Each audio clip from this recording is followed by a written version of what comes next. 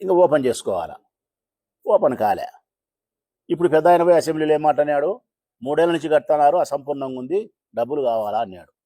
ఇదే వక్రీకరణ అంటారు. భాషను వక్రీకరించడం అంటారు.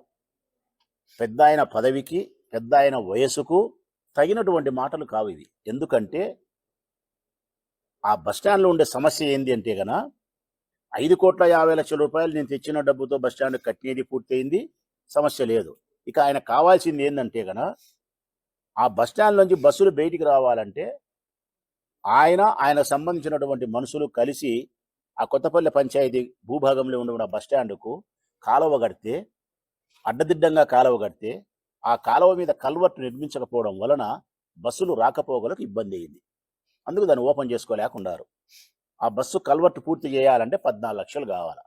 అది ఇప్పుడు పంచాయతీలో 14 లక్షలు పెట్టినారు. టెండర్ కూడా అయినట్టే ఉందనుకుంటా. రేపో మాపో పని మొదలు పెడితే 2 నెలలకో 3 నెలలకో ఆ కల్వర్ట్ పూర్తి అయితే కనుక ఇక బస్సులు జరుగుతాయి. అంటే మేము తెచ్చిన 5,50,00,000 రూపాయల పని పూర్తయి మా ప్రభుత్వంలోనే జరిగింది.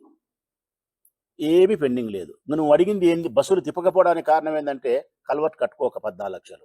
నువ్వు అడిగిన నిధులు ఏంది పైన అంటే గన గ్యారేజ్లో నీళ్లు నిలబడుతున్నాయి.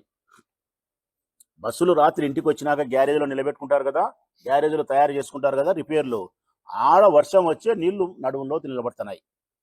బస్టాండ్లో కూడా నీళ్లు మోకాల లోతు నిలబడుతున్నాయి. ఆ మోకాల లోతు